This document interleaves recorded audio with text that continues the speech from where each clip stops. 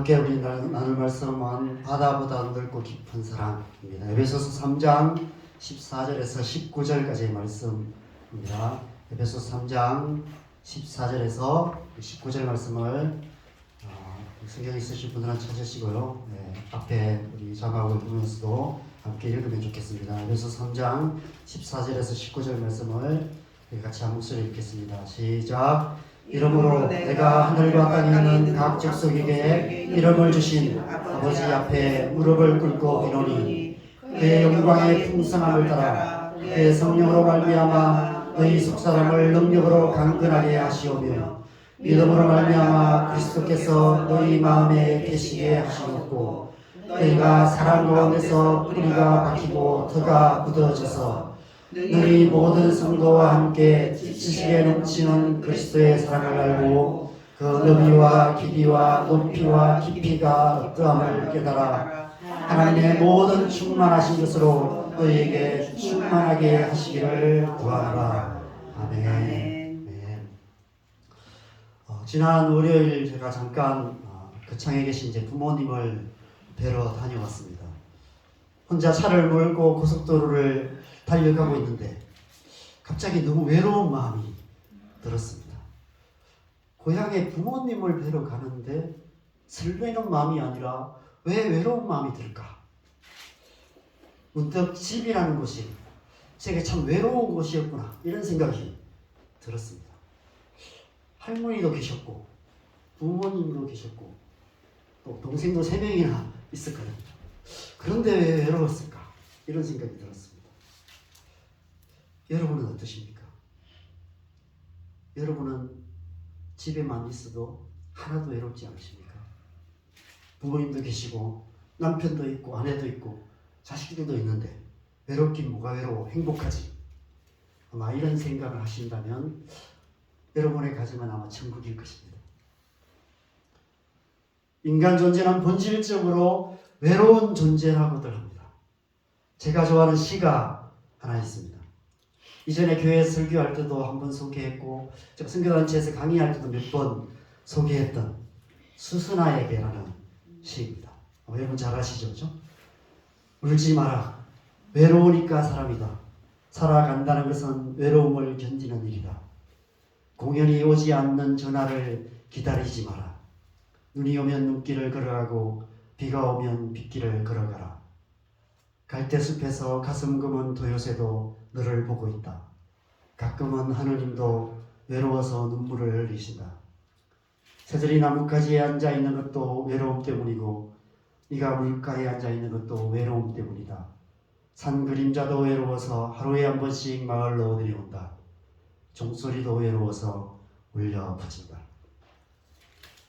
이 세상에 외롭지 않은 사람이 아무도 없다는 것입니다. 하나님도 외로워서 눈물을 흘리신다. 아마 비 오는 것을 상징적으로 이렇게 표현한 것 같습니다. 하나님이야 외로우실 일이 없겠지만 모든 사람들이 다 외롭다는 것을 시적으로 이렇게 표현한 것 같습니다. 이런 노래도 있습니다. 외로운 사람들이라는 노래입니다. 어쩌면 우리는 외로운 사람들, 만나면 행복하여도 헤어지면 다시 혼자 남은 시간이 못 견디게 가슴 저리네. 가슴 저리게 외로운 그 외로움에 대한 노래를 하는 것 같습니다. 나머지 가사도 궁금하시죠? 안 궁금한가요? 이런 가사입니다. 비라도 내리는 쓸쓸한 밤에는 난 몰래 울기도 하고 누구라도 행여 찾아오지 않을까 마음 설레어 보내. 거리를 거닐고 사람을 만나고 수많은 얘기들을 나누다가 집에 돌아와 혼자 있으면 밀려오는 외로운 파도. 우리는 서로가 외로운 사람들. 어쩌다 어렵게 만나면 헤어지기 싫어 혼자 있기 싫어서 우린 사랑을 하네. 외로워서 사람을 만나고 사랑도 하고 결혼도 하지만 그래도 외롭기만 합니다. 강아지도 키우고 고양이도 키우고 여러 가지 취미 활동도 하면서 외로움을 조금씩은 달리며 살아가지만 그래도 근원적인 외로움은 해결되지 않습니다. 사랑하는 가족들이 가까이 있고 언제든 만날 수 있는 친구들도 가까이 있지만 그러나 내 마음 가까이는 아무도 없는 것 같이 느껴집니다. 몸은 가까이 있지만 마음은 저마다 외롭게 떠들고만 있는 것 같습니다. 여러분, 왜 우리 모두는 이처럼 외로울 수밖에 없을까요? 아마 우리 영혼 깊은 곳에 그 누구도 채울 수 없는 빈자리가 있기 때문이 아닐까 생각됩니다. 부모도, 형제도, 가족들도, 친구들도 몸으로는 우리 가까이 있어줄 수 있지만 우리의 영혼의 빈자리까지 와서 거기까지 있어주지는 못하는 것 같습니다. 그 영혼의 빈자리를 채워줄 수 없습니다. 왜냐하면 그 빈자리는 하나님의 자리이기 때문에 그래요. 태초에 천지를 창조하실 때 하나님의 영이 거하셨던 자리, 그 자리가 바로 우리의 그 영혼의 빈자리이기 때문에 그렇습니다. 오직 하나님의 영이 다시 우리 가운데 오셔서 그 빈자리에 계셔야만이 채워질 수 있는 것이 바로 그 영혼의 빈자리입니다. 그래서 우리는 오직 성령으로 충만함을 받아야 한다고 성경은 계속해서 말씀하고 있는 것이죠. 제가 이런저런 생각을 하면서 가고 있는데 갑자기 바다가 생각이 났습니다. 이 바다 이쁘죠, 그죠? 네. 사방이 산밖에 없는 그 창을 가고 있는데 왜 갑자기 바다가 생각이 날까? 이런 생각이 들었습니다. 저는 바다를 참 좋아합니다. 학교 다닐 때 제가 방학 되면 부산에 있는 막내 부모님의 댁을 혼자 놀러를 자주 갔던 것 같아요. 그냥 가서 별로 할 일도 없었어요. 그냥 하루 종일 집에만 있다가 해운대 바닷가에 한번 놀러 갔다 오고 그랬습니다. 저는 부산을 참 좋아했습니다. 바다가 있어서 참 좋았습니다. 그런데 제가 진해로 결혼해서 제가 진해에서 진해 쪽으로 왔는데 진해 바다를 가서는 바다 같지 않은 바다에서 실망을 많이 했습니다. 이게 무슨 바다야 이런 생각을 했습니다. 저는 바다에는 어디에나 물고기가 헤엄치고 있을 거라고 생각했어요. 아무데나 그냥 낚시만 던지면 고기가 잡힐 거라고 생각했습니다. 어릴 적에 개천에 가면 늘 물고기가 있었기 때문에 바다에 가면 막 그냥 물고기가 사방천지에 이렇게 헤엄치고 다닐 거다 이렇게 생각을 했습니다. 그런데 낚싯불을 보니까 하루 종일 물고기를 한 마리도 못 잡는 그런 모습도 있더라고요. 저랑 함께 이제 사역했던, 남석에 사역했던 목사님이 필리핀으로 선교를 가셨는데 그분이 이제 이렇게 함께 사역할 때 휴일, 쉬는 날 늘 낚시를 다닌다는 얘기는 들었는데 물고기를 잡았던 얘기는 한 번도 못 들어봤어요. 바닷가에, 바닷물에 물고기가 없는 곳이 있다는 사실이 좀 저는 이해가 잘 안 됩니다, 지금도. 물고기가 없는 물이 있어? 이게 이해가 잘 안 됩니다. 좀 비정상적이라는 생각이 듭니다. 물고기가 없다면 그렇게 많은 물이 왜 필요가 있지? 이런 생각이 듭니다. 그래서 문득 왜 바닷물이 이렇게 많을까? 이런 엉뚱한 질문을 하게 되었습니다. 여러분, 바닷물이 왜 이렇게 많을까요? 배를 타고 가까운 섬을 가다 보면 정말 물이 많구나 이런 생각이 듭니다. 아마 원양어선을 타시는 분은 더 실감할 거예요. 그죠? 바다 한가운데 사방을 둘러봐도 물밖에 없는, 지구 전체가 물로 되어 있는 것 같은 그런 생각이 들 것입니다. 여러분, 지구는 육지가 30%, 바다가 70%라고 이야기합니다. 왜 하나님께서 이 땅에 이렇게 많은 물을 만드셨을까? 바다보다 땅을 좀 넓게 만들었더라면 우리가 사는 집도 좀 넓게 살 수 있고, 그죠? 우리 교회도 좀 넓은 교회로 이렇게 하기가 쉬웠을 텐데, 왜 이렇게 땅보다 바다가 더 많은 세상이 되었을까? 이런 생각을 하게 됩니다. 여러분, 산이 높을까요? 바다가 깊을까요? 바다가 더 깊습니다. 이 땅의 가장 높은 산인 에베레스트 산은 8,848m라고 합니다. 근데 가장 깊은 바다는 마리아나 해군대 1135 맞나요? 네. 1135 숫자도 헷갈리네. 1135m라고 합니다. 하나님께서 왜 바다를 이렇게 많이 만드셨을까? 왜 이렇게 많은 물이 필요했을까? 이런 질문을 해보게 됩니다. 근데 여러분, 저는 태초에 하나님께서 창조하실 때 이 땅에 물이 이렇게 많지 않았다고 생각합니다. 분명히 바다가 이렇게 많지 않고 땅이 훨씬 많았다고 생각해요. 왜냐하면 성경에 보면 노아의 홍수 때 하늘의 궁창이 열려서 하늘에서 물이 쏟아지고 땅의 깊음의 샘이 터져서 땅에서도 물이 솟아났다라고 표현하고 있습니다. 지금의 이 땅과 바다는 노아의 홍수 이후에 형성된 그런 모습인 것이죠. 그러므로 그 전에는 이 땅에 이렇게 많은 물이 없었던 것 같습니다. 결국 이 땅에 이렇게 바다가 많고 이 땅에 물이 이렇게 많은 이유는 인간의 죄 때문인 것이죠. 죄의 결과로 이렇게 많은 물이 생겨나게 된 것입니다. 우리의 죄를 씻기 위해서 이렇게 많은 물이 필요하게 되었다는 것입니다. 인간의 죄로 가득했던 이 땅을 하나님께서 물로 깨끗하게 씻으신 것입니다. 그래서 노아의 홍수를 신학적으로는 세례의 비유를 합니다. 죄를 씻는 것, 죄 씻는 세례, 그것을 노아의 홍수에 비유하고 있습니다. 차를 타고 가는 길에 미세먼지가 이렇게 뿌연 그런 하늘을 보면서 문득 바닷물이 그렇게 많기 때문에 이 세상 수십억의 사람들이 배출하는 그 오염물질들을 다 이렇게 품고 정화시킬 수 있는 것이 아닐까, 이런 생각이 들었습니다. 오늘날 우리나라는 이제 수질 관리를 좀 나름대로 철저하게 하고 있습니다. 그래서 강들이 많이 깨끗해졌죠. 그죠? 그럼에도 불구하고 여전히 많은 오염물질들이 강을 통해서 바다로 흘러가고 있습니다.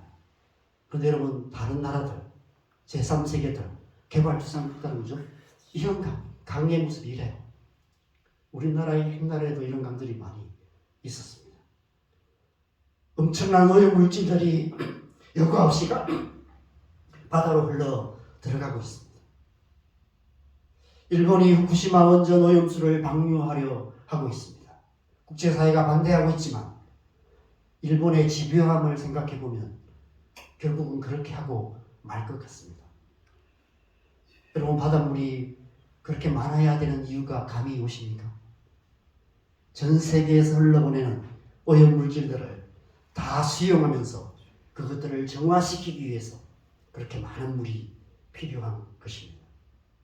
만약 바다가 그렇게 넓고 깊지 않았다면 그 모든 오염물질들을 수용할 수 없고 정화할 수 없어서 벌써 이 세상의 모든 바다는 오폐수로 가득한 죽음의 바다가 되고 말았을 것입니다. 그럼에도 불구하고 오늘날 이 넓고 깊은 바다까지도 점점 더 오염이 심해지고 있다고 말합니다. 그 많은 물로도 인간이 쏟아내는 더러움을 더 이상 씻을 수 없는 그런 한계에 이르고 있다고 말하고 있습니다. 그래서 환경운동 하시는 분들이 목청을 높이고 있습니다. 우리도 우리의 다음 세대를 생각해서 환경운동에 더 관심을 가져야 되지 않을까, 이런 생각을 해봅니다. 저는 바다를 생각하면 하나님의 사랑이 바다 같은 사랑이라는 아까 우리가 했던 그 찬양이 생각이 납니다.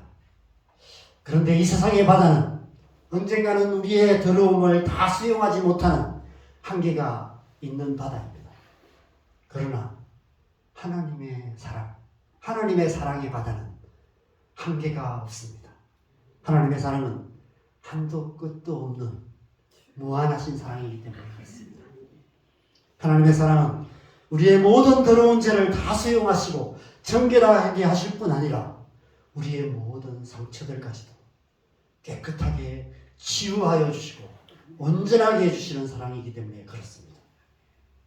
그 크신 사랑이 우리 안에 부어질 때 우리 안에 있던 모든 더러움이 깨끗하게 씻어질 뿐 아니라 우리의 모든 상한 마음들이 깨끗하게 치유되고 회복될 수 있는 것입니다.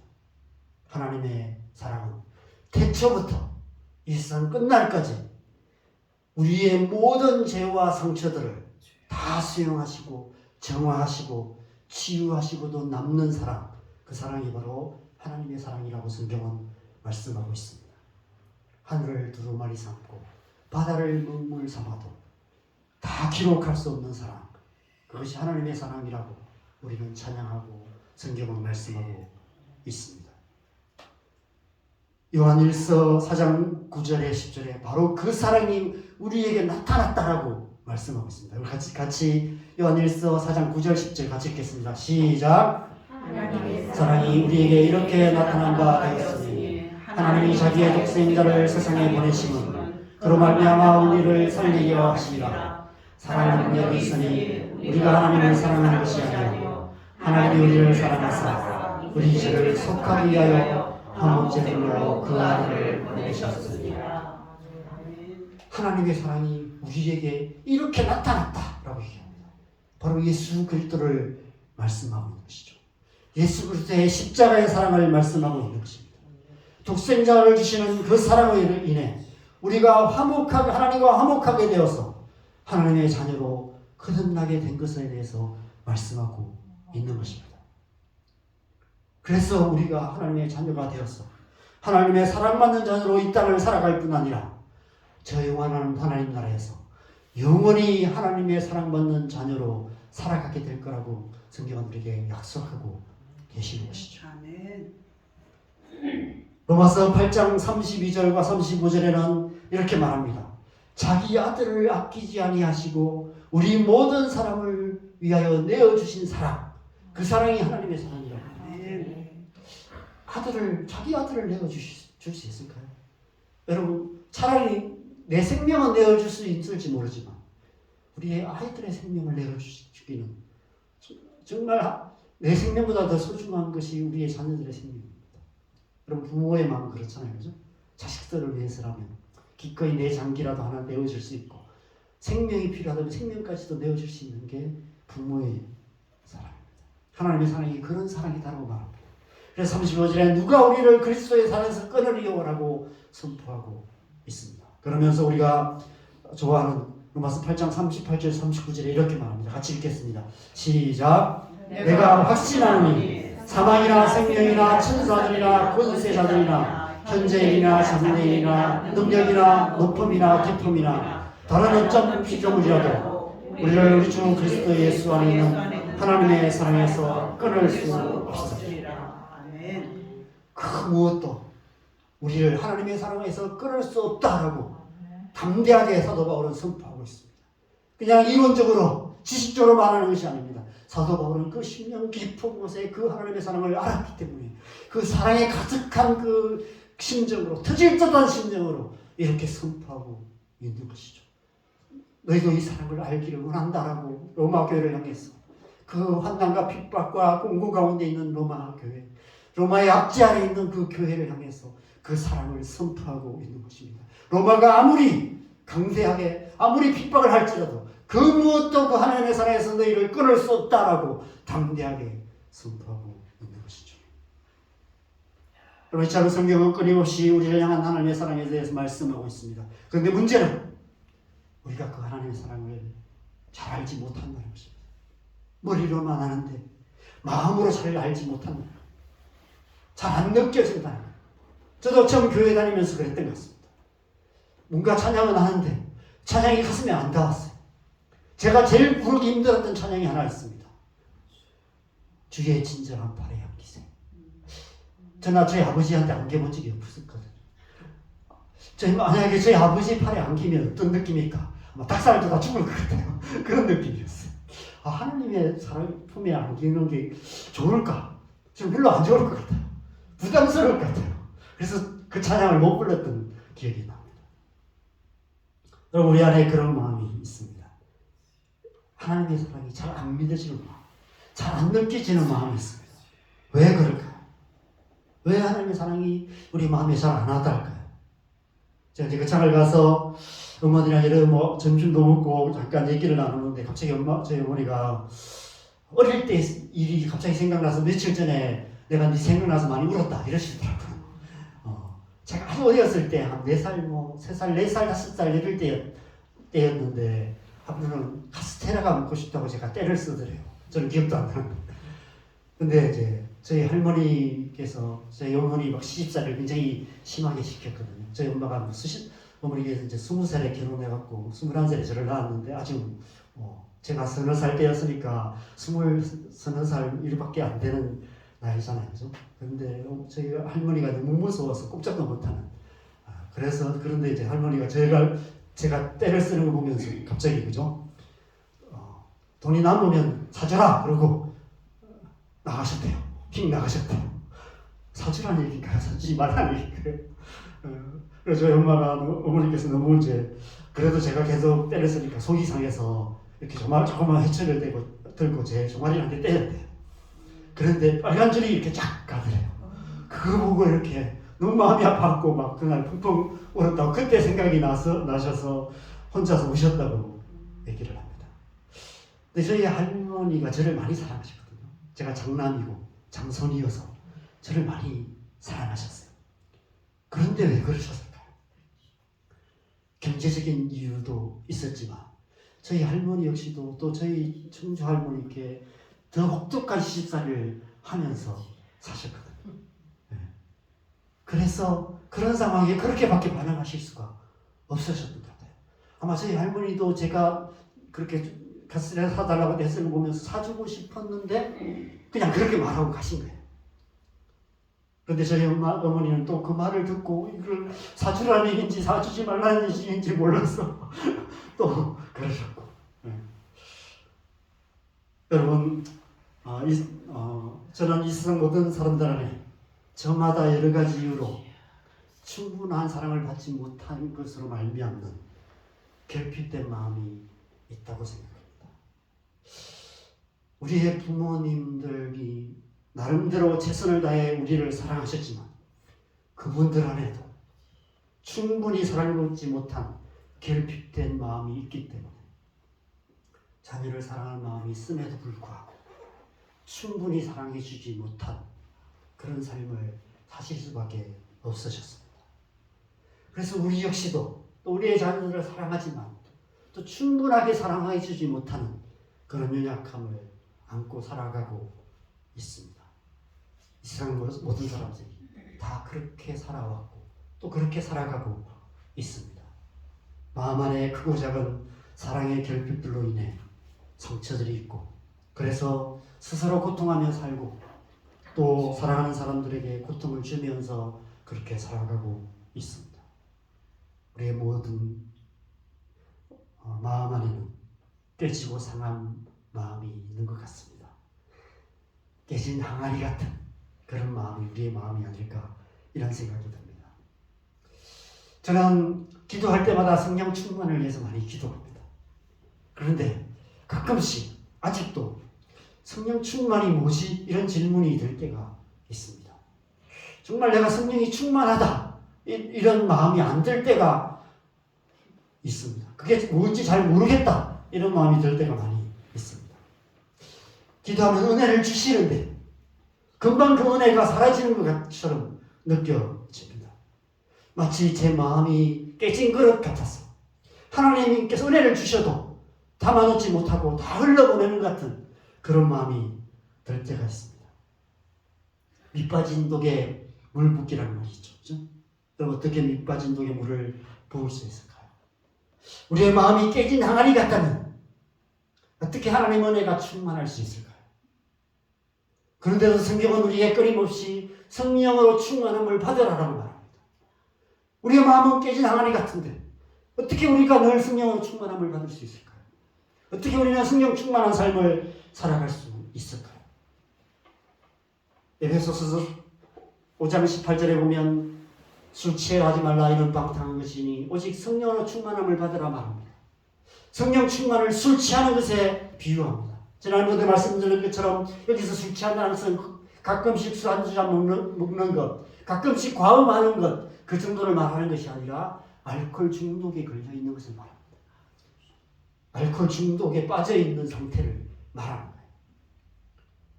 거예요. 우리가 알코올 중독자를 표현할 때 술독에 빠져있다 이렇게 얘기를 하죠. 주변에 그런 분들이 있습니까? 저의 친척 중에 그런 분이 계셨어요. 제가 고등학교 다닐 때, 중학교 다닐 때 제가 이제 학교에서 자전거를 타고 막 내려오면 저 길 건너편에 사거리 제일 대각선 끝에 그 아저씨가 이제 아저씨 볼 때는 한 몇 촌인지 모르겠어요. 먼 친척된 아저씨인데 술이 막 취해갖고 그 안쪽에 누워 계세요. 근데 그 누워 있으면서도 어떻게 저를 발견했는지 그 창은 이제 학교가 많기 때문에 수업 마치면 막 그 교복입 애들이 많이 내려가거든요. 다 똑같아요. 누가 봐도 다 똑같은 애들이 막 자전거 타고 내려가요. 그런데 그 사이에 저를 발견하세요. 눈도 좋으세요. 멀리서 그죠? pompo야 보시세요. 그럼 또 제가 또 착하기 때문에 또 가요. 가면 돈 1,000원만 달래요. 저보고 술 사먹기. 술이 이렇게 취해 계신데 결국 나중에 이제 그분이 이제 알코올 중독으로 돌아가셨죠. 알코올 중독자들은 늘 그렇게 술독에 빠져서 살아갑니다. 근데 저는 성령 충만을 왜 이렇게 알코올 중독에 비유했을까? 바로 성령 충만이 바로 그런 것이라는 것을 말하는 거예요. 알코올 중독자처럼 늘 성령의 중독되어 살아가는 것을 말하는 것입니다. 늘 성령으로 가득한 채로 끊임없이 성령을 채워가는 그런 삶을 살아가는 것, 그것을 표현하기 위해서 이렇게 표현한 것이 아닐까 생각합니다. 혹시 여러분 가운데 이 영화를 보신 분이 계세요? 아마 여러분은 안 보셨을 확률이 아마 90% 이상입니다. 왜냐하면 이건 불교 쪽 영화거든요. 절을 배경으로 하고 스님이 나오고 깡패가 나오는 그런 영화여서 아마 경건하시고 신실하신 여러분들이 보셨을 리가 없으실 것 같습니다. 저처럼 좀 덜 경건한 분만 보지 않았을까. 저는 이제 오래전에 TV로 봤는데 여러분 아십니까? 불교 영화를 통해서도 하나님께서 진리를 계시할 수 있다는 거 여러분 아십니까? 저는 이 영화를 통해서 우리가 하나님의 사랑 안에 거하는 것이 무엇인지, 성령 충만이 무엇인지를 저는 좀 깨닫게 되었습니다.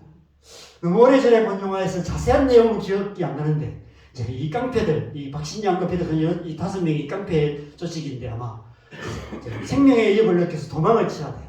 그래서 도망을 가다가 갈 데가 없어서 절로 도망을 갑니다. 근데 이제 저 주식 스님이 이제 깡패들이 오니까 이걸 받아줄 수도 없고 안 받아줄 수도 없고 그래서 문제를 하나 냅니다.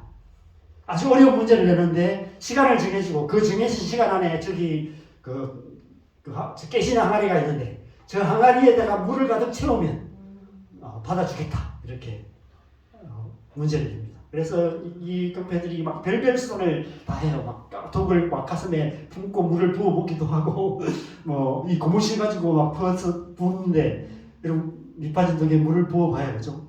비어있을 수밖에 없습니다. 그런데 정해진 시간이 임박해 오자 갑자기 역시 깡패 두목이구나 이런 생각입니다. 두목이 갑자기 부하들에게 빨리 저거 들어 하더니만은 막 들고 달려가요. 연못으로. 그리고 연못에 동등하고 항아리를 던져 넣습니다. 어떻게 되었을까요? 항아리 안에 물이 가득하게 되었습니다. 저는 이 장면을 보면서 성령 충만이를 이런 것이구나. 성경이 말하는 성령 충만은 이런 것이구나. 너희가 비록 깨진 항아리 같은 존재일지라도 너희가 성령 안에 들어가면 성령의 그 충만함 안에 들어가면 너희 안에 하나님의 영이 가득할 수 있다. 이런 말씀을 하는 것이구나 하는 사실을 제가 깨닫게 되었어요. 알코올 중독자가 술독에 빠져 살듯이 깨진 항아리를 연못에 던져 넣듯이 하나님의 사랑의 바다에 우리의 존재를, 우리 자신을 던져 넣는 것, 예수님께서 그 배에서 생수의 강이 솟아나리라 약속하신 성령의 그 강물에 나를 온전히 내어 맡기는 것, 그것이 바로 성령 충만이구나 하는 사실을 깨닫게 되었습니다. 지난주에 우리가 물 세례는 죄인된 우리를 완전히 물에 담그는 것이 세례라고 말씀을 드렸습니다. 성령 세례 역시 마찬가지입니다. 성령의 세례는 바로 성령에 완전히 잠기는 것을 말합니다. 성령에 내가 완전히 잠기는 것, 성령의 바다에 완전히 잠기는 것, 성령의 세례를 통해서 우리는 성령으로 충만하게 되는 것입니다. 성령의 강물에 나 자신이 완전히 잠길 때 우리는 마치 연못에 던져진 그 깨진 항아리처럼 우리 안에 하나님의 영이 가득하게 되는 것입니다. 우리 안에 하나님의 성령이 충만하게 될 때 우리의 마음 안에는 그 하나님의 사랑이 가득하게 돼요. 왜냐하면 하나님의 영은 사랑이기 때문에, 성령님은 사랑이기 때문에 성령으로 말미암아 하나님의 사랑이 우리 안에 충만하게 되는 것입니다. 우리의 안에 있는 그 영혼의 빈자리에 하나님의 영이 들어오셔서 하나님의 영으로 충만하게 채워주시고, 우리는 더 이상 외로운 존재가 아니라 사랑의 결핍으로 뭔가 세상에 있는 어떤 것에서 조금의 작은 사랑을 받기 위해서 애쓰는 자가 아니라 사마리아 우물가의 여인처럼 그렇게 살아가는 자들이 아니라 하나님의 사랑으로 충만하여서 늘 하나님의 사랑 때문에 기뻐하며 살아가는 하나님의 사랑으로 이 세상을 살아갈 수 있는 것이죠. 예수님께서 이 땅에서 그렇게 사셨습니다. 여러분, 예수님께서 이 땅에 오셔서 예수님도 외로우셨을까요? 여러분 어떻게 생각하십니까? 가족들조차 예수님을 믿어주지 않고 십자가 앞에서는 제자들 다 도망가고 부인하고 사랑하는 제자에게 배신도 당하고 버림을 당하고 팔리기까지 하는 그런 예수님이셨습니다. 외롭지 않으셨을까요? 근데 성경은 예수님은 조금도 외롭지 않으셨다라고 말씀합니다. 왜요? 요한복음 8장 29절 같이 읽겠습니다. 시작. 나를 보내신 이가 나와 함께 하시도다. 나는 항상 그가 기뻐하시는 일을 행함으로 나를 혼자 두지 아니하셨느니라. 아멘. 나를 보내시니 하나님 아버지께서 항상 함께 계시기 때문에, 내가 혼자 있지 않기 때문에 나는 조금도 외롭지 않다라고 말씀하십니다. 요한복음 14장 10절에는 이렇게 말씀하십니다. 같이 읽겠습니다. 시작. 내가 아버지 안에 거하고 아버지는 내 안에 계신 것을 내가 믿지 아니하느냐. 내가 너에게 이르는 말은 스스로 하는 것이 아니라 아버지께서 내 안에 계셔서 그 얘기를 하시는 것이다. 아멘. 내가 아버지 안에 있고 아버지께서 내 안에 충만하게 계신다. 아멘. 내가 이런 말을 하는 것은 내 안에 계신 아버지께서 하시는 말이다 라고 말씀하십니다. 예수님께서는 늘 성령으로 충만하셨습니다. 늘 하나님으로 충만하셨습니다. 그분은 하나님 안에 거하셨고 하나님께서 예수님 안에 거하셨습니다.